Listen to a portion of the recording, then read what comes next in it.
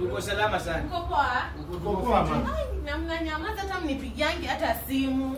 Ni shughuli za hapa na pale. Shughuli imetushika hapa, unajua mambo ya kuangalia nyumbani pia.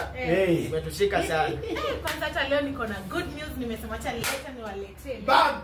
Good news. Nilikwambia leo nilikuwa nimenusha good news. Yes. Good news ali. Hazi amepata promotion. You husband? Yes. See ya? No. Sasa yeye ni CEO. What? Nilikwambia baraka itaingia kwetu. Imagine. Wow. Nilikwambia From a casual worker to now CEO.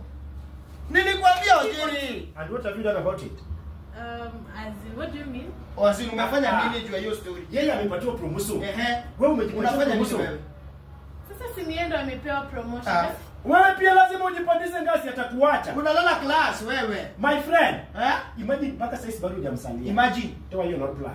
Toa hii kitu sasa uanze kuzata twins. Yes. Lazima umsikilie. Ya pili, make sure umefanya harusi. Shake my hand. Akuandike next of kin. Yes. Fanya ni harusi and make sure that it's a white wedding harusi. Yaani bwana yako amepata promotion na bado umekuja hapa kutuchekeza chekeza. See, I'm happy for him. Which happy. Sasa unafaa una dig. Ameshakuandika next of kin kwa property zake. Bado. Na bado umekuja kutuchekeza hapa. Utawachwa. Shika ground. Guy. Shika ground. Unataka kurudi utasaka na sisi hapa? Hapana. Hebu toka. Sasa ukisikia bwana amepata nafasi kidogo na unajua sasa hivi utakipandisha cheo, wanawake pia anafanya nini? Wanaongezeka, pesa inakuja na wanawake. Your marriage is a threat right now. My friend, get out. Hebu jishughulike, wewe unacheka hapa. Toka.